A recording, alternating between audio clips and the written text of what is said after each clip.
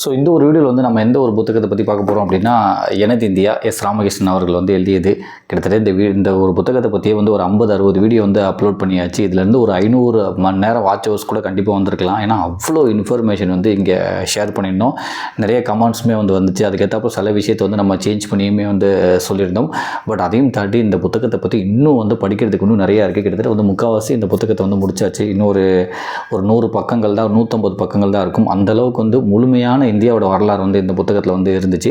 அதனால தான் வந்து ஒரு வீடியோலையுமே வந்து ஒரு சாப்டர் பற்றி நம்ம சொல்லிக்கிட்டு இருப்போம். இந்த புத்தகம் வந்து ஐஏஎஸ் பயிற்சி பள்ளியில் வந்து பாட புத்தகமாக வந்து போதிக்கப்படுது. அந்த அளவுக்கு வந்து ரொம்ப ரொம்ப முக்கியமான புத்தகம் இது. ஸோ இப்போ பார்க்க போகிற சாப்டர் பேர் வந்து அனார்கலியின் காதல் அப்படின்னு சொல்லிட்டு. நம்ம இந்த பேர் வந்து ஏதோ ஒரு வரலாறுல எங்கேயோ வந்து கேள்விப்பட்டிருப்போம், அனார்கலி அப்படின்னு சொல்லிட்டு. இந்த அனார்கலியின் காதல் அப்படின்றத பற்றி வந்து நிறைய புனை கதைகள் இருக்குது, புனைவுகள் வந்து நிறைய இருக்குது அப்படின்னு சொல்லி வரலாறுல வந்து நிறைய பேர் வந்து சொல்லியிருக்காங்க. அப்படின்றது தான் வந்து இங்கே எஸ் ராமகிருஷ்ணன் வந்து பதிவு பண்ணுறாங்க. அதாவது வந்து வரலாறு அப்படின்றத எடுத்துக்கிட்டாலே வந்து நிறையா சேர்க்கப்பட்டிருக்கும். அதாவது ஒரிஜினலாக ஒரு வரலாறு இருக்கும், அதில் வந்து நிறைய புனைவுகளுமே வந்து சேர்க்கப்பட்டிருக்கும் அப்படின்றப்பாங்க. உண்மையிலே வந்து அதை நம்ம படிக்கும்போது இது உண்மையான வரலாறா இல்லை வந்து இது வந்து சும்மா இவங்களாம் சேர்த்துக்கிட்டாங்களா அப்படின்றதே வந்து நம்ம சில விஷயத்தில் வந்து கண்டுபிடிக்க முடியாது அப்படின்றதையுமே வந்து இங்கே பதிவு பண்ணுவாங்க. இன்னொன்று என்ன வந்து முக்கியமாக சொல்கிறாங்க, அதாவது சில உண்மையான வரலாறை படிக்கும்போது அந்த வரலாறை தாண்டி இந்த புனைவுகளாக வந்து சில இது சேர்க்கப்பட்டாங்களா, அதுதான் வந்து ரொம்ப ரொம்ப அழகாக இருக்கும். அதனாலே வந்து மக்கள் வந்து அந்த புனைவுகளே வந்து நம்ப ஆரம்பிச்சிருவாங்க அது ஒரிஜினல்னு சொல்லிட்டு. பட் ஆக்சுவலாக வந்து அது ஒரிஜினல் கதையாகவே இருக்காது. ஆனால் ஒரிஜினல் கதை மாதிரி ஒரு புனைவுகள் இருந்தால் வந்து அதை மக்கள் வந்து ரொம்ப ரொம்ப எமோஷ்னலாக அந்த கதை இருந்துச்சுன்னா அதை வந்து மக்கள் வந்து எடுத்துக்கிறாங்க. அதுதான் அதில் ஒன்று தான் வந்து இந்த அனார்கலியின் காதல். உண்மையிலே இந்த அனார்கலி அப்படின்றது ஒருத்தவங்க இருந்தாங்களா, அவங்கள பற்றியான கதைகள் வந்து உண்மையா அப்படின்றதுக்கு வந்து எந்த ஒரு வரலாற்று பதிவுகளுமே இல்லை. ஆனாலுமே வந்து அந்த அனார்கலியை பற்றி எல்லாமே வந்து மக்கள் ரொம்ப ரொம்ப எமோஷ்னலாக எடுத்துக்கிறாங்க. அதை பற்றி தான் வந்து இங்கே சொல்லியிருக்காங்க அனார்கலியின் காதல்னு சொல்லிட்டு. அதாவது உலகத்தில் வந்து நிறைய விஷயம் வந்து இது உண்மையா இல்லை புனைவா அப்படின்னு சொல்லி நிறைய பேத்துக்கு வந்து டவுட் இருக்கும். அதில் வந்து முக்கியமான ஒரு 2 விஷயத்தை மட்டும் எடுத்து பேசலான்னு சொல்லிட்டு, ஒன்று வந்து அனார்கலியின் காதல் அப்படின்றாங்க, ரெண்டாவது வந்து புத்தரை பற்றி சொல்கிறாங்க. ஸோ இதில் வந்து அனார்கலியின் காதல் என்னென்னா வந்து அக்பரோட பையன் சலீம். அக்பர் அப்படின்ற வந்து முகலாய பேரரசர், 3வது முகலாய பேரரசர் அவர் வந்து நிறைய சமூக சீர்திருத்தங்கள் வந்து பண்ணியிருக்காரு. கிட்டத்தட்ட வந்து நிறைய வருஷமும் ஆட்சியும் பண்ணியிருக்காரு. அவரோட ஆட்சிகள், அந்த ஆட்சி அதிகாரங்கள்லாம் வந்து எல்லாத்தையும் வந்து வியக்க வச்சுச்சு. அந்தளவுக்கு வந்து ரொம்ப ரொம்ப பெரிய படிப்பாளிகள், அறிவாளிகள்லாம் வந்து ரொம்ப ரொம்ப கூட வச்சுக்கிட்டாங்க அப்படின்னு சொல்லி சொல்லுவாங்க. இன்னொன்று என்னென்னா வந்து அவர் வந்து சமூக சீர்திருத்தங்களுக்காகவும் புத்தகங்களுக்காகவும், அதாவது நூலகங்கள், அப்போ பெண்கள் கல்விக்காகவும் வந்து நிறைய ஒரு விஷயத்தை வந்து அவர் சேஞ்ச் பண்ணியிருக்காரு. ஸோ அவர் பற்றி வரலாறு வந்து பெரிய வரலாறு, பட் சின்னதாக விஷயம் சொல்கிறேன். ஏன்னா வந்து அந்த அக்பர் அவங்கள பற்றி, அவரோட பையன் சலீம் அவரை பற்றி தான் அந்த வரலாறு வருது, அதனால் சொல்கிறேன். ஸோ இப்படிப்பட்ட அக்பர், அவரோட பையன் வந்து சலீம், அவர் வந்து அனார்கலி அப்படின்ற ஒரு அடிமை பெண்ணை வந்து காதலிச்சார். அதுக்கு வந்து அக்பருக்கு வந்து அது பிடிக்கவே இல்லை.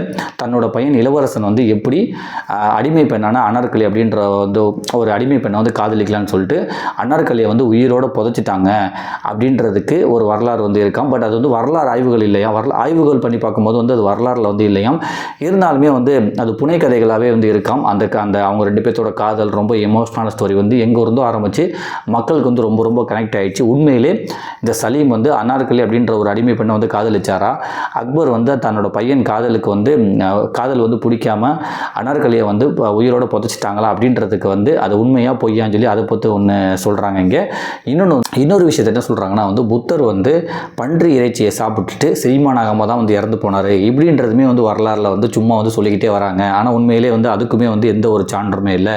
இந்த 2 விஷயம், அனார்கலியோட காதல், அதுக்கப்புறம் வந்து புத்தர் வந்து பன்றி இறைச்சியை சாப்பிட்டு செரிமானாகாமல் இறந்து போனார், இந்த 2 விஷயமே வந்து இன்னுமே வந்து நிறைய மக்கள் வந்து உண்மை நம்பிக்கிட்டு இருக்காங்க. அதை பற்றி தான் நம்ம விவாதிக்க போகிறோம்னு சொல்லிட்டு எடுத்தோன்னே எதை ஆரம்பிக்கிறாங்கன்னு இந்த அனார்கலியை பற்றி அதை சொல்கிறாங்க. இந்த அக்பர் வந்து தன்னோட பையன் வந்து அனார்கலியை காதலிச்சார், அது பிடிக்கலை அப்படின்னு சொல்லிட்டு. பட் இந்த கதை வந்து எப்படி வந்து மக்கள்கிட்ட பரவுச்சு அப்படின்றதான் வந்து கொஞ்சம் கொஞ்சமாக வந்து சொல்லிட்டு வராங்க. அதை பற்றி தான் வந்து நம்ம இந்த ஒரு வரலாறை வந்து பார்க்க போகிறோம். அதுக்கு வந்து முக்கியமாக ஒரு படம் அப்படின்றாங்க. அதாவது முகல்-இ-அசாம் அப்படின்ற ஒரு படத்தில் வந்து இவங்க 2 பேர்த்தோட லவ் ஸ்டோரி வந்து ரொம்ப ரொம்ப எமோஷ்னலாக காமிச்சோன்னே, பட் அந்த படத்துலையும் போடுவாங்களாம். அதுக்கு முன்னாடி இதை வச்சு இந்த கதையை பற்றி நாடகமாகவும் எடுத்துருக்காங்களாம். இது வந்து ஒரு கற்பனைன்னு சொல்லி போட்டாலுமே வந்து அந்த அவங்க 2 பேர்த்துக்கோட லவ் ஸ்டோரி வந்து ரொம்ப ரொம்ப அழகாக நாடகத்துலையும் இந்த முகல்-இ-அசாம் அப்படின்ற ஒரு படத்தில் வந்து காட்டினால மக்கள் வந்து ரொம்ப ரொம்ப நம்ப ஆரம்பிச்சிட்டாங்களாம். இன்னுமே வந்து லாகூர், அந்த பாகிஸ்தானில் லாகூரில் வந்து ஒரு நினைவிடமாக இருக்கும். அது வந்து வேற ஒருத்தவங்களோட நினைவிடமாக, அது ஒரு நடனக்காரியோட நினைவிடமாக அது. பட் இருந்தாலும் வந்து அதுதான் வந்து அனார்கலியோட நினைவிடம் அப்படின்னு சொல்லிட்டு அதை மக்கள் வந்து சேர்த்து பேச ஆரம்பிச்சுட்டு இன்னுமே அந்த கதைகள் வந்து வந்துக்கிட்டே தான் இருக்குது. பட் உண்மையிலே அந்த கதைகள் வந்து உண்மையான்றது இல்லை அப்படின்றது தான் வந்து இதை ஆராயிறாங்க. ஸோ அதை பற்றி தான் வந்து இந்த ஒரு வீடியோவில் வந்து சொல்லலாம் அப்படின்னு.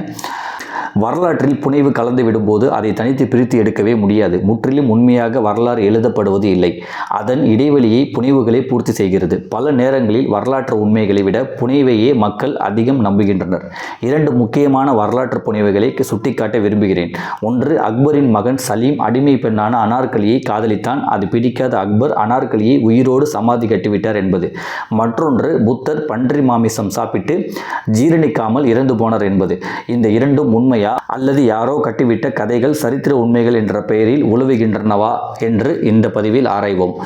அனார்கலி பற்றி முகல்-இ-ஆசாம் என்ற ஹிந்தி திரைப்படம் வெளியான காலத்திலிருந்து இன்று வரை வாத பிரதிவாதங்கள் நடக்கின்றன. அனார்கலி என்ற நடனக்காரி உண்மையிலேயே இருந்தாலா, அவள் சலீமை காதலித்த குற்றத்திற்காக உயிரோடு புதைக்கப்பட்டாளா என்ற கேள்விகள் இன்றும் இருக்கின்றன. இதே நிகழ்வின் மாற்று வடிவம் போலவே கம்பரின் மகன் அம்பிகாபதி சோழ இளவரசி அமராவதியை காதலித்த கதையும் இருக்கிறது. வரலாற்று ஊடாக இப்படியான புனைவுகள் ஆழமாக வேரூன்றி விடுகின்றன. அதை முழுவதும் பொய் என்று புறந்தள்ளவும் முடியாது, இதோ இருக்கின்றன சான்றுகள் என்று நிரூபிக்கவும் முடியாது. அவை மக்களின் நம்பிக்கை உருவாக்கிய கதைகள்னு சொல்லிட்டு ரொம்ப புறந்தள்ளவும் முடியாது. அதே நேரத்தில் வந்து அதை வந்து வரலாற்றில் இருக்குன்னு சொல்லி சான்றுகள் எடுத்து காமிக்க முடியல. இந்த மாதிரி நிறையா இருக்குது. அதில் இந்த 2 விஷயம் வந்து ரொம்ப முக்கியமானதுன்றாங்க. அதையுமே வந்து அனார்கலி கதையை வந்து நிரூபிக்கிறதுக்காக லாகூரில் வந்து அனார்கலிக்கு கட்டப்பட்ட வந்து ஒரு நினைவு மகால் இருக்குது. ஷாஜகான் வந்து தன்னோட ஒய்ஃப் மும்தாஜுக்கு வந்து எப்படி தாஜ்மஹால் வந்து கட்டினாரோ அதுக்கு வந்து முன்னோடி வந்து இந்த அனார்கலிக்கு நினைவிடம் கட்டினது தான் வந்து அதுக்கான முன்னோடி. ஸோ அதை பார்த்து தான் வந்து ஷாஜகானே வந்து தாஜ்மஹாலை வந்து மும்தாஜுக்காக கட்டினார் அப்படின்றதையுமே வந்து இங்கே பதிவு பண்ணுறாங்க. இன்றும் லாகூரில் அனார்கலி பஜார் என்ற வீதி இருக்கிறது. அதை ஒட்டியே அந்த நினைவு மண்டபம் இருக்கிறது. அங்கே சலீம் எழுதிய பிரிவு கவிதை ஒன்று கல்வெட்டில் காணப்படுகிறது. இந்த மஹால் நாதிரா என்ற நடன மங்கையின் நினைவாக கட்டப்பட்டதாக கல்வெட்டுகள் கூறுகின்றன. இவைதான் அனார்கலி வாழ்ந்ததற்கான ஆதாரங்கள் என்கின்றனர் ஒரு சாரார். ஸோ அந்த ஒரு நினைவிடம் வந்து லாகூரில் இருக்குது அப்படின்றாங்க. அந்த நினைவிடத்தை வச்சு தான் வந்து ஷாஜகானே வந்து மும்தாஜுக்கு தாஜ்மஹால் கட்டியிருக்காது அப்படின்றதையுமே சொல்கிறாங்களாம். பட் ஆனால் அந்த நினைவிடம் வந்து நாதிரா அப்படின்ற ஒரு நடன மங்கை அவங்களுக்காக கட்டின நினைவிடமா. பட் மக்கள் என்ன சொல்கிறாங்களா, இல்லை அது நாதிரா அப்படின்றவங்களுக்காக இல்லை, அது வந்து அனார்கலி தான், அதை அவங்கள தான் வந்து நாதிரா அப்படின்னு சொல்லி சொல்கிறாங்க அப்படின்றது வந்து மக்களாக நம்ப ஆரம்பிச்சிட்டாங்களா, அது அனார்கலியோட நினைவிடம் தான் சொல்லிட்டு. பட் ஆனால் கல்வெட்டு வச்சு பார்க்கும்போது வந்து அது நாதிரா அப்படின்ற ஒரு நடன மங்கையோட நினைவிடம் தான் வந்து கல்வெட்டுலாம் வந்து சொல்லுதான். பட் மக்கள் வந்து அதை வந்து அனார்கலியோட நினைவிடம் சொல்லிட்டு மக்கள் நம்ப ஆரம்பிச்சிட்டாங்களா. ஏன்னா அந்த கதை வந்து இருக்கனால. அனார்கலியை உருகி காதலித்த சலீம் தனது நினைவு குறிப்பில் அனார்கலியை பற்றி ஒரு வரி கூட ஏன் எழுதவில்லைன்னு சொல்லிட்டு. ஸோ இவ்வளோ அந்த சலீம் வந்து அனார்கலியை காதலிச்சாங்க, காதல் வந்து நிறைவேறல, அக்பர் வந்து பிரிச்சிட்டாரு, இளவரசர் வந்து எப்படி வந்து ஒரு அடிமை பண்ண காதலிக்கலாம்னு சொல்லி பிரிச்சிட்டாரு, அவங்கள புதைச்சிட்டாங்க, உயிரோடு புதைச்சிட்டாங்கன்னு சொல்லி ஒரு புனை கதைகள் வந்து இருக்குது. ஆனால் சலீம் அவரோட நாள் குறிப்பை பற்றி எழுதும்போது ஒரு இடத்துல கூட அனார்கலியை பற்றி எந்த இடத்துலையும் மென்ஷன் பண்ணல. இல்லை அக்பரை பற்றி வந்து அக்பர் நாமா அப்படின்ற ஒரு பெரிய நூல் இருக்குது. அது வந்து ரொம்ப ஃபேமஸான நூல். இந்த புத்தகத்திலே நிறைய இடத்துல வந்து அக்பர் நாமான்னு சொல்லி சொல்லியிருப்பாங்க. அவர் அவரோட குறிப்புகளை கூட தன்னோட பையன் எப்படி காதலிச்சாரு இப்படி பண்ணேன்னு சொல்லிட்டு அந்த மாதிரி எந்த குறிப்புமே இல்லை. அப்படின்றக்கப்ப இது எப்படி உண்மையாக இருக்க முடியும்? பையன் குறிப்புலேயுமே வந்து இந்த மாதிரி ஒரு விஷயம் இல்லவே இல்லை. ஏன்னா அவர் தான் வந்து உருகி காதலிச்சாருன்னு சொல்லி அந்த படத்தில் நாடகத்திலாம் காட்டுறாங்க அந்த கதைகள் மூலயமா. ஆனால் அவரோட குறிப்பில் எழுதவே இல்லை. தன்னோட அப்பா அவரோட குறிப்புலையுமே வந்து இதை பற்றி எழுதவே இல்லை. அப்படின்றக்கப்ப அது எப்படி வந்து உண்மையாக இருக்க முடியும்னு சொல்லிட்டு அதையுமே வந்து இங்கே சொல்கிறாங்க. வரலாற்றில் இதற்கான எந்த நேரடி சான்றுகளும் இல்லை என்று மறுக்கின்றனர் வரலாற்று ஆய்வாளர்கள். இவை தவிர லாகூரின் வரலாற்றை விவரிக்கும் பஞ்சாப் சரித்திர நூல்களில் அனார்கலி பற்றி ஒரு சொல் கூட கிடையாது. ஆகவே இது ஒரு கட்டுக்கதை. சுவாரஸ்யத்துக்காக புனையப்பட்ட கதையை நிஜம் என்று மெய்ப்பிக்க போராடுகின்றனர் என்று வரலாற்று ஆசிரியர்கள் வந்து இதை பற்றி இது உண்மையே சொல்லியாம். இது வந்து புனையப்பட்ட கதை தான் அப்படின்றது தான் வந்து நிஜமா. முகல் ஒரு கதையை வந்து ரொம்ப நம்ப ஆரம்பிக்கிறதுக்கு முக்கியமான காரணம் வந்து ஒரு படம் தானா. அந்த படத்தில் வந்து இந்த கதையை எடுத்துகிட்டு வந்து ரொம்ப உருகி ரொம்ப எமோஷ்னலாக காட்டினால மக்கள் வந்து அது உண்மை, கண்டிப்பாக அனார்கலியை வந்து சலீம் உங்கள் 2 பேரும் காதலிச்சிருக்காங்க, அக்பர் வந்து அனார்கலியை வந்து உயிரோடு புதைச்சாங்க அப்படின்றத வந்து அந்த படத்தில் தான் நம்ப ஆரம்பித்தாங்களாம். அந்த படம் வந்து 1960 காலகட்டங்களில் வந்துச்சான். இந்த கதையை வந்து பேஸ் பண்ணி தான் எடுத்தாங்களாம். என்ன தான் வந்து கற்பனை அப்படின்னு சொல்லி போட்டாலும் மக்கள் அதெல்லாம் பார்க்காம ரொம்ப எமோஷ்னலாக காதல் கதையாக இருக்குன்னு சொல்லி அதை எடுத்துக்கிட்டனால இன்னும் வரையுமே வந்து அந்த கதையை வந்து நிஜ கதை நம்பிக்கிட்டு இருக்காங்களாம். அதுக்கு முக்கியமான ஒரு படத்தை வந்து சொல்கிறாங்க. அதுதான் வந்து முகல்-இ-ஆசாம் அப்படின்றது வந்து இந்த படம் வந்து இந்திய திரைப்பட வரலாற்றில் வந்து ரொம்ப முக்கியமான காவியம் அப்படின்றாங்க. முகல்-இ-ஆசாம் இந்திய திரைப்பட வரலாற்றில் ஒரு காவியம். ஆசிஃப் இயக்கத்தில் 1960ஆம் ஆண்டு வெளியானது இந்த படம்.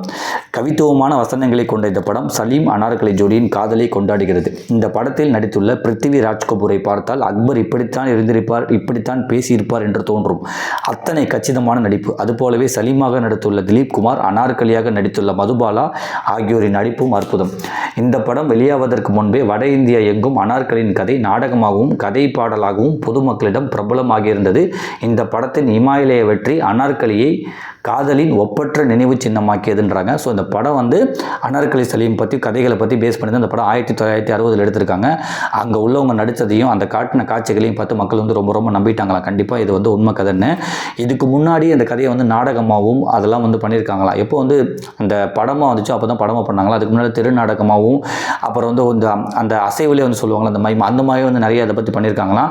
அப்போயே மக்கள் மனசுக்குள்ள வந்து கொஞ்சம் கொஞ்சமாக போச்சோம். இது வந்து 1929 கொஞ்சம் கொஞ்சமாக பண்ண ஆரம்பிச்சிருக்காங்க. பட் 1960 வந்து படமாக வந்த படம் வந்து மக்கள் ரொம்ப ரொம்ப நம்ப ஆரம்பித்தாங்க அப்படின்றாங்க. இந்த கதை முக்கியமாக வெளியில் வந்ததுக்கு யார் காரணன்றதை இங்கே போட்டிருக்காங்க. இப்போ ஒரு புனைக்கதையே வந்து வெளில வந்துச்சுன்னா கண்டிப்பாக யாராச்சும் ஒருத்தவங்க சொல்லியிருப்பாங்க. ஸோ அங்கேருந்தால் வந்து அந்த கதை வந்து கொஞ்சம் கொஞ்சமாக பரவப்பட்டு அது வந்து நம்பப்பட்டிருக்கும் அப்படின்றது. 2 வெள்ளைக்காரங்க வந்து இந்த கதையை, ஒருத்தர் வந்து இந்த கதையை நானும் கேட்டிருக்கேன், அது உண்மை தான் சொல்லி ஒருத்தர் எழுதியிருக்காரு.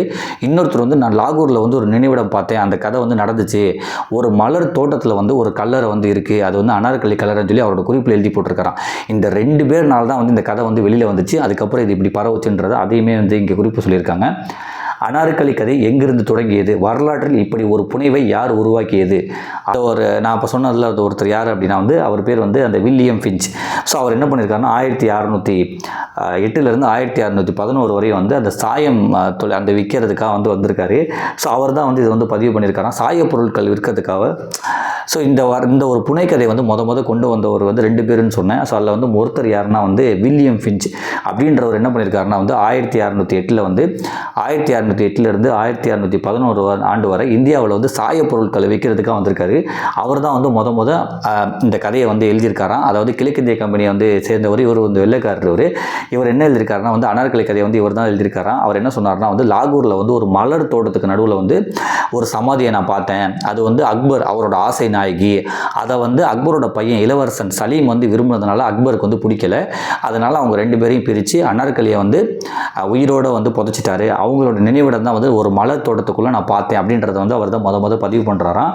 அதே கட்டுரை வந்து கொஞ்சம் கொஞ்சமாக பரவ ஆரம்பிக்குதா இந்தியா ஃபுல்லாக. அதுக்கப்புறம் வில்லியம் ஃபின்ச் அவர் தான் இந்த கட்டுரையை வந்து எழுதியிருக்காரு. அவருக்கு அப்புறம் வில்லியம் ஃபின்ச்சுக்கு அப்புறம் அனார்கலி சலீமோட காதல் குறித்து எந்த ஒரு சரித்திர பதிவுமே எதுவுமே இல்லையா, அதுக்கு முன்னாடி வரை எதுவுமே இல்லையா. இந்த வில்லியம் ஃபின்ச் தான் வந்து முத வந்து அதை வந்து பதிவு பண்ணுறாராம்.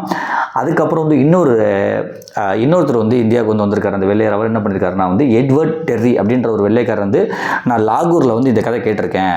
இதுக்கு முன்னாடி வந்து பாகிஸ்தான் இந்தியாவில் ஒன்றா தானே இருந்துச்சு. ஏன்னா இது வந்து 1947 முன்னாடி. நான் இப்போ சொல்கிறலாம் வந்து 1608 1611 தான் வந்து இவர் டாக்குமெண்ட் பண்ணியிருக்காரு. இந்த ஃபஸ்ட்டு இந்த கதையை வந்து புனைவு கதையை வந்து டாக்குமெண்ட் பண்ணவர். ஸோ 1940 தான் நமக்கு சுதந்திரம் படித்தது. இது வந்து அதுக்கு 300 வருஷத்துக்கு முன்னாடி உள்ளது. அப்படின்றக்கப்போ இந்தியா பாகிஸ்தான் எல்லாமே ஒன்றா தான் இருந்திருக்கும். ஸோ லாகூரில் வந்து நானுமே இந்த கதையை கேள்விப்பட்டிருக்கேன், அது உண்மை கதைன்னு சொல்லிட்டு இன்னொருத்தருமே எழுதியிருக்காராம். இந்த 2 பேர் பார்த்த வேலை தான் இந்த கதை வந்து மக்கள்கிட்ட எல்லாத்துலேயும் கொஞ்சம் கொஞ்சமாக பரவ ஆரம்பித்தேன். அதை வச்சு கொஞ்சம் கொஞ்சமாக நாடகம், அந்த மைம்ஸ் அதெல்லாம் வந்து கொஞ்சம் கொஞ்சமாக தெருக்கூத்து அதெல்லாம் வந்து கொஞ்சம் கொஞ்சமாக பண்ணிக்கிட்டு இருந்திருக்காங்க. அதுக்கப்புறம் 1960 வந்து சுதந்திரத்துக்கு அப்புறம் இது வந்து படமாக உருவாகிருக்கு. அந்த படத்துக்கு அப்புறம் தான் வந்து மக்கள் வந்து இது ரொம்ப ரொம்ப உண்மைன்னு சொல்லி நம்ப ஆரம்பிச்சிருக்காங்க. ஏன்னா வந்து அவங்களுக்கு ரொம்ப எமோஷனலாக கனெக்ட் ஆகிருக்கு அப்படின்றதுக்காக. இந்த கட்டுக்கதை தான் வளர்ந்து விஸ்வரூபம் எடுத்து இந்தியா முழுவதும் பரவியுள்ளது. வில்லியம் ஃபின்ச்சுக்கு முன் அனார்கலி சலீம் காதல் குறித்து வேறு எந்த சரித்திர பதிவுகளும் இல்லை. ஃபின்ச்சை போலவே இந்தியாவுக்குள் பயணம் மேற்கொண்ட எட்வர்ட் டெர்ரி என்ற வெள்ளைக்காரர் தானும் லாகூரில் இந்த கதையை கேள்விப்பட்டதாகவும் அது உண்மை என்பதை நிரூபணம் செய்யும் நினைவு மண்டபத்தை தான் பார்த்ததாகவும் தனது குறிப்பேட்டில் எழுதி வைத்திருக்கிறார். இந்த 2 வெள்ளைக்காரர்களின் குறிப்புகளையும் நம்பிய உருது வரலாற்று ஆசிரியர்கள் லாகூரில் உள்ள நாதிரா நினைவு மகாலை இந்த கதையோடு இணைத்துவிட்டனர். அப்படி உருவானது தான் அனார்கலி சலீம் காதல் கதை. ஸோ அந்த நினைவு மண்டபம் லாகூரில் உள்ளது நாதிரா அப்படின்ற ஒரு நடன மங்கையோட கதை. இந்த கதையை வந்து 2 வெள்ளையர்கள் வந்து பதிவு பண்ணோடனே அந்த உருது ஆசிரியர்கள்லாம் வந்து என்ன பண்ணாங்கன்னா இதை வந்து அந்த லாகூரில் உள்ள அந்த நாதிரா நினைவு மண்டபத்தோடு வந்து கனெக்ட் பண்ணி விட்டுட்டு இதுதான் வந்து அனார்கலியோட நினைவு மண்டபம் தான், சலீம் அனார்கலி கதை வந்து இது உண்மைதான் அப்படின்னு சொல்லி அவங்க வந்து அதை ஆரம்பிச்சிருக்காங்க. அதில் இருந்தால் நாடகம் படமாகவும் வந்திருக்கு. அனார்கலியின் காதலை மறக்க முடியாத சோக நாடகமாக உருமாற்றினார் உருது நாடக ஆசிரியரான சையத் இம்தியாஸ் அலி. அவர்தான் அனார்கலியின் காதல் கதையை முதலில் நாடகமாக எழுதி வெற்றி கண்டவர். 1922ஆம் ஆண்டு அவரது நாடகம் அரங்கேற்றப்பட்டது. அந்த நாடகத்தை தழுவியே மொகல்-இ-ஆசாம் என்ற படம் தயாரிக்கப்பட்டது. லாகூரைச் சேர்ந்த இம்தியாஸ் அலி சிறுவயதில் தான் கேட்ட கதைகளை கொண்டு அனார்கலியை பற்றி ஒரு நாடகத்தை எழுத விரும்பினார். அதற்காக அவர் உருது வரலாற்று ஆசிரியர்களை தேடிச் சென்று விவரங்களை சேகரித்திருக்கிறார். நேரடி சான்றுகள் கிடைக்காத போதும் ஜெயின் கானின் மகளை சலீம் காதலித்து இருக்கிறான், அது அக்பருக்கு பிடிக்கவில்லை என்ற அபுல் பாசல் எழுதிய நாட்குறிப்பை கொண்டு தனது நாடகத்தை எழுதியிருக்கிறார். நாடகத்தின் முன்னுரையில் இது கற்பனையான நாடகம், இதில் உள்ள வரலாற்று தகவல்களுக்கு எந்த சான்றுகளும் கிடையாது என்று இம்தியாஸ் அலியை குறிப்பிட்டிருக்கிறார். ஆனால் சோகரசம் சொட்டும் அந்த காதல் நாடகத்தை வெகுவாக ரசித்த மக்கள் அது வரலாற்றில் மறைக்கப்பட்ட உண்மை என்று நம்பத் தொடங்கினு சொல்லிட்டு, என்னதான் இவங்க ஒரு படமாகவும் நாடகமாகவும் பண்ணாலும் அதுக்கு முன்னாடியே இதுக்கு வரலாற்று சான்றுகள் இல்லைன்னு சொல்லி ஒரு டேக்லைன் போட்டிருக்காங்க. ஆனாலும் அது ரொம்ப சோகம் ரசம் சொட்டும் ஒரு காதல் கதையாக இருந்தனால மக்கள் ரொம்ப நம்பிட்டாங்களாம். அதுமே அந்த இம்தியாஸ் அலி அந்த படத்தோட முகப்புல அந்த நாடக நூலோட முகப்புல ஒரு படம் போட்டிருப்பாங்களாம். இந்த நாடகம் இந்த நாடகம் நாங்கள் இங்கே போட போகிறோம் அப்படின்னு சொல்லி இந்த நாடகத்தை போடுறப்ப அந்த அனார்கலியோட படத்தை வரைஞ்சிருப்பாங்களாம். அந்த படம் ரொம்ப அழகாக இருக்குமா. அந்த படத்தை வரைஞ்சி கொடுத்தவரும் போட்டிருக்காங்க. இம்தியாஸ் அலிக்காக அனார்கலி, அந்த இம்தியாஸ் அலி தான் அந்த நாடகத்தை ரெடி பண்ணுறவர். இம்தியாஸ் அலிக்காக அனார்கலி ஓவியத்தை வரைந்தவர் அவரது நண்பரும் புகழ்பெற்ற ஓவியருமான அப்துல் ரஹ்மான் சக்தி. அனார்கலி என்பதற்கு மாதுளை மலர் என்று பொருள். ஆகவே அப்துல் ரஹ்மான் மெகலாய நுண்ணோவிய மரபில் வரையப்படுவது போல கையில் மலரோடு உள்ள இளம் பெண்ணாக அனார்கலியை எழிலோடு வரைந்திருக்கிறார். இந்த சித்திரம் அனார்கலி உண்மையான பெண் என்று நம்புவதற்கு பெரிதும் துணை செய்ததுன்னு சொல்லிட்டு அந்த அனார்கலி நாடகம்லாம் போடுறப்போ அந்த அனார்கலியோட படம் வரைஞ்சாங்களாம். ரொம்ப படம் ரொம்ப நல்லா இருக்கா, எல்லாத்துக்குமே ரொம்ப பிடிச்சி போச்சு. அந்த படமே இங்கே போட்டிருக்காங்க. ஸோ அதனால் மக்கள் ரொம்ப எமோஷனலாக கனெக்ட் ஆகிட்டாங்களா. அனார்கலி இவ்வளோ அழகாக இருப்பாங்களா, அதனால தான் சலீம் காதலிச்சிருக்காரு, அதுதான் அக்பருக்கு பிடிக்கல, அனார்கலியை உயிரோடு பொதிச்சிட்டாரு, அதனால தான் லாகூரில் நினைவு மண்டபம் சலீம் கட்டியிருக்காரு அப்படின்னு சொல்லிட்டு மக்கள் அந்த வரைபடத்தினாலே ரொம்ப நம்ப ஆரம்பிச்சிட்டாங்களாம். ஏன்னா அந்த ஓவியம் அனார்கலி அவ்வளோ அழகாக வரைஞ்சிருந்தாராம் இந்த அப்துல் ரஹ்மான் சுக்தி அப்படின்றவர். இவர் இந்த நாடகத்தை எழுதின அந்த இம்தியாஸ் அவரோட நண்பர் அப்படின்றாங்க. அந்த நாடகத்தின் வெற்றியை தொடர்ந்து அதை திரைப்படமாக்குவதற்கான முயற்சியில் பலர் இறங்கினர். 1923ஆம் ஆண்டு மும்பையில் மெவுன படமாக அனார்கலி தயாரிக்கப்பட்டது. அதைத் தொடர்ந்து பேசும் படம் உருவான காலத்தில் இம்தியாஸ் அலியே தனது நாடகத்தை திருத்தி எழுதி அனார்கலி என்ற பேசும் படம் தயாரிக்க உதவி செய்தார். அதன் பிறகு வங்காளத்திலும் 1953ஆம் ஆண்டு நந்தலால் ஜஸ்வத் லால் இயக்கத்தில் ஹிந்தியிலும் அனார்கலி கதை படமாக வெளியாதுன்னு சொல்லிட்டு இதுக்கு முன்னாடி இந்த கதையை அந்த பேசும் படம் உருவான காலகட்டத்திலையுமே பண்ணியிருக்காங்க. அதுக்கு முன்னாடி நாடகமாகவும் பண்ணியிருக்காங்க. கொஞ்சமாக அந்த 1923 கொஞ்சமாக இந்த நாடகத்தை ஏற்கப்பட்டு பண்ணியிருக்காங்க. பேசும் படம் ஆரம்பித்தவனே பண்ணியிருக்காங்க. 1953 நந்தலால் ஜஸ்வத் லால் இயக்கத்தில் ஹிந்தியிலும் அனார்கலி கதை படமாக வெளியானதுன்னு சொல்லிட்டு ஹிந்தியிலுமே ரிலீஸ் பண்ணியிருக்காங்க. பட் ஆனால் இது 1960 ஆசிஃப் அவர் இயக்குனப்போ தான் இந்த படம் ரொம்ப பிரபலம் அடைஞ்சிருக்கு. அதை தான் இங்கே சொல்கிறாங்க. 1960 ஆசிஃப் இயக்கத்தில் பிரம்மாண்டமான திரைப்படமாக மொகல்-இ-ஆசாம் வெளியாகி மிகப்பெரிய வெற்றியை கண்டது. அது முதல் அனார்கலியின் கதை மக்கள் மனதில் மாறாத வரலாற்று சம்பவமாக பதிவாகிவிட்டதுன்னு சொல்லிட்டு, என்னதான் 1960க்கு முன்னாடி நிறைய நாடகங்கள் அந்த மாதிரி நிறைய விஷயம் அந்த அனார்கலி கதையை வச்சு பண்ணாலுமே 1960 வந்த படம் தான் மக்கள் மனசில் ரொம்ப இடத்த பிடிச்சிச்சு. உண்மையிலே அது உண்மையான கதைன்னு சொல்லிட்டு. ஏன்னா அந்த கதை அந்த படம் எப்படி இருக்குன்னா அந்த ஆக்டிங் வைஸாகவும் அங்கே காட்சிகள் வைஸாகவும் ரொம்ப அழகாக இருக்கும். அந்த காதல் ரசம் சொட்ட இருக்கும். அதனால தான் அந்த படம் மக்கள் மனசில் இது கண்டிப்பாக உண்மை கதைன்னு சொல்லி பதிய ஆரம்பிச்சிச்சான். அதுதான் சொல்லி இந்த சாப்டர் முடிக்கிறாங்க. ஸோ இதுக்கப்புறம் காதலுக்கு எதிரியா அக்பர், உண்மையிலே அக்பர் காதலுக்கு எதிரியாக இருந்தாரான்னு சொல்லிட்டு அடுத்த வரலாறு ஆரம்பிக்குது. ஸோ இதை நம்ம அடுத்த சாப்டரில் பார்ப்போம். இப்போ இந்த இதை முடிச்சிடுறேன். அனார்கலி கதை முழுவதும் கற்பனை இல்லை, அதனுள் வரலாற்று உண்மைகள் புதையுண்டு இருக்கின்றன. அபுல் பாசல் எழுதியுள்ள அக்பர் நாமாவில் அக்பருக்கும் இளவரசர் சலீமுக்கும் இடையில் கருத்து வேறுபாடுகள் இருந்தன என்றும் மன்னரது அந்தப்புறத்துக்குள் சலீம் அனுமதியின்றி நுழைந்தார் என்றும் அவரை கடுமையாக தண்டிக்கும்படி அக்பர் உத்தரவிட்டதாகவும் குறிப்பிடப்பட்டு இருக்கிறதுன்னு சொல்லிட்டு அக்பர் அவரை பற்றி எழுதின அந்த அக்பர் நாமா அப்படின்ற ஒரு புத்தகம் இருக்குது. அபுல் பாசல் எழுதியிருக்காரு. அவர் ரொம்ப ஃபேமஸான புத்தகம். முகலாய அரசர்கள் பற்றி ஒருத்தரும் புத்தகம் எழுதியிருக்காங்க. ஸோ அக்பரை பற்றி எழுதுனா அந்த அக்பர் நாமா. அதில் இந்த அனார்கலி பற்றியோ சலீம் பற்றியோ எந்த இடத்துலையுமே குறிப்பு இல்லை. சலீமோட நாட்குறிப்புகள் கூட அனார்கலியை பற்றி குறிப்பு இல்லை. அதனால புனை கதை அப்படின்னு தான் சொல்கிறாங்க. ஆனால் அக்பர் நாமாவில் வந்து என்ன சொல்லியிருப்பாங்கன்னா வந்து அக்பர் சொல்லியிருக்காருன்னா, அந்த அக்பர் நாமாவில் வந்து அக்பர் நாமாவில் பற்றி அக்பரோட வாழ்க்கை வரலாறு வந்து என்ன சொல்லியிருப்பாங்கன்னா வந்து அப்பாவுக்கும் பையனுக்கும், அதாவது அக்பருக்கும் இளவரசன் சலீமுக்கும் வந்து 2 பேத்துக்கும் வந்து நிறைய மனஸ்தாபங்கள் இருந்துச்சு, நிறைய முரண்பாடுகள் இருந்துச்சு. அதேமாதிரி வந்து அக்பரோட அந்தப்புறத்துக்கு வந்து அவரோட இளவரசர் வந்து சலீம் வந்து அனுமதி கேட்காம வந்து போயிருக்காரு. அதனால் வந்து அக்பர் ரொம்ப கோவமாகி சலீமை வந்து தண்டிக்க சொன்னதான் வந்து அந்த அக்பர் நாமாவில் வந்து போட்டிருக்காங்க. ஒருவேளை இந்த சண்டையாக கூட இருக்கலாம், நம்ம புனைக்கதை நினச்சிக்கிட்டு இருக்கிறது உண்மையாக கூட இருக்கலாம் அப்படின்றத சொல்லி இந்த பகுதியை முடிக்கிறாங்க. இதுக்கு மேலே இதை பற்றி தெரிஞ்சுக்கணும் வந்து 2 புத்தகத்தையுமே சஜஷன் பண்ணியிருக்காங்க. ஸோ இதுக்கப்புறம் வந்து உண்மையிலே காதலுக்கு வந்து அக்பர் எதிரியான்னு சொல்லி அந்த ஒரு இதுவும், அதுக்கப்புறம் இன்னொரு புனைக்கதைன்னு சொல்கிறாங்கல்ல, அதாவது வந்து புத்தர் வந்து பன்றி இறைச்சி சாப்பிட்டு செரிமன் ஆகாம தான் இறந்து போனார் அப்படின்னு சொல்லி அதை பற்றியுமே வந்து இந்த சாப்டரில் வந்து பேசுவாங்கன்னு நினைக்கிறேன். அதை நம்ம அடுத்த சாப்டரில் பார்க்கலாம். ஸோ நீங்கள் வாய்ப்பு இருந்தால் நேரம் ஒதுக்கி இந்த புத்தகம் படிங்க. அவ்வளோ வரலாறுகள் நிறைந்த புத்தகம், நிறைய வாசிங்க. ரொம்ப ரொம்ப வாசிப்பழக்கம் வந்து நல்லது. நன்றி.